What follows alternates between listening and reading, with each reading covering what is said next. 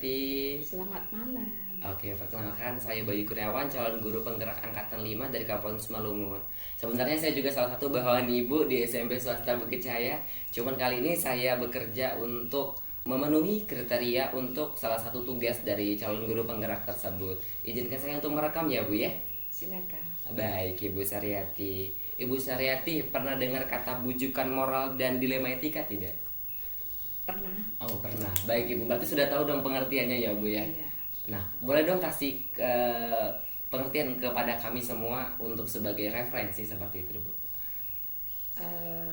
Dilema etika tadi ya. Iya, benar. Dilema etika itu dimana kita dihadapkan oleh satu masalah, terutama anak-anak didik kita ya.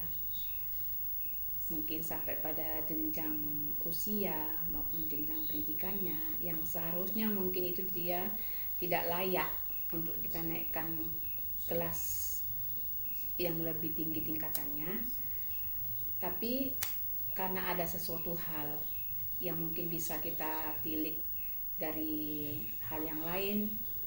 Nah, seperti kita kasih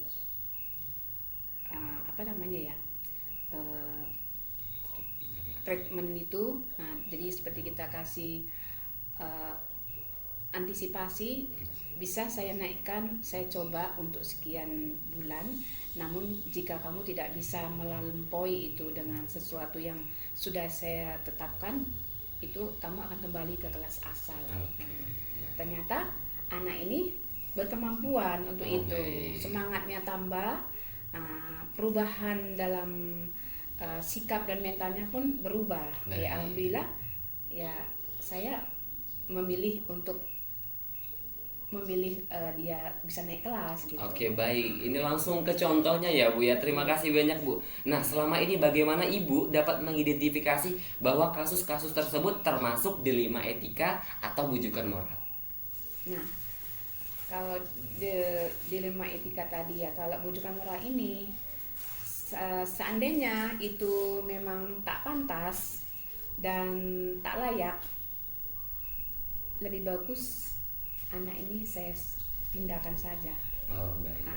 Daripada nanti ditinggalkan, dia ada menyimpan rasa malu. Baik. Jadi saya kasih jalan. Kalau memang di sini kamu tetap menduduki kelas yang sama, namun kalau memang mau kamu naik kelas, saya naikkan aja naik kelas, naik pindah. Oh, naik pindah. Iya. Baik, Bu. Untuk naik pindah sendiri kriterianya seperti apa sih, Bu?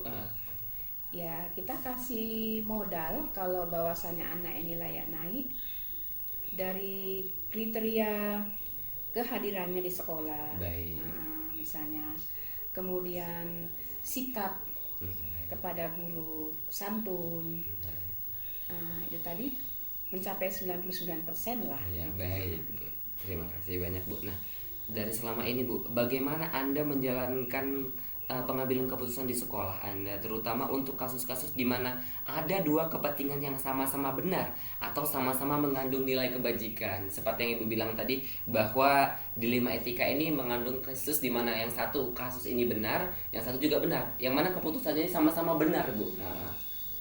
Ya, terlebih dahulu sebelum kita memutuskan, kita harus rapat dewan guru. Baik. Dewan guru dirapatkan. Jadi terutama itu wali-wali kelas kan lebih tahu bagaimana karakter anak tersebut, anak didik kita tersebut. Kemudian tak lupa kita manggil juga orang tua atau wali. Jadi kita nggak bisa memutuskan sepihak, supaya lebih tahu, lebih nyata kalau memang kesalahan itu tidak mutlak dari sekolah, tapi dari pihak keluarga. Latar belakang anak ini juga harus diketahui oleh pihak keluarga anak didik. Baik, terima kasih Bu. Itu sudah termasuk langkah-langkah atau prosedur ya Bu ya, Iya. untuk mengambil sebuah keputusan seperti itu ya Bu. Nah, kemudian ini ada hal-hal apa saja yang selama ini Ibu dapat lakukan, Ibu anggap efektif dalam pengambilan keputusan pada kasus-kasus dilema etika? Kalau hal ini dalam pelajaran sehari-hari, pembelajaran sehari-hari ya. Anak ini kan sering selalu bertatap muka kepada guru ya, tidak hanya wali kelas. Nah, pasti ada sisi baiknya. Nah, ada sisi baiknya. Mungkin dari satu hal IQ kurang, tapi sikap dan perbuatan tindakan itu yang menurut saya itu nomor satu gitu. Baik, terima kasih Bu. Berarti bukan hanya dari segi afektif atau kognitifnya, tapi psikomotoriknya iya, juga ya. psikomotoriknya itu perlu lebih Benar. penting menurut saya untuk zaman sekarang ini ya. Baik, keterampilan juga ya Bu ya. Keterampilan harus kita pandang. Baik, terima kasih banyak Ibu. Nah, ini ada hal-hal apa saja yang selama ini Ibu dapatkan selama untuk tantangannya dalam pengambilan keputusan ini sendiri? Tantangannya itu tadi, anak.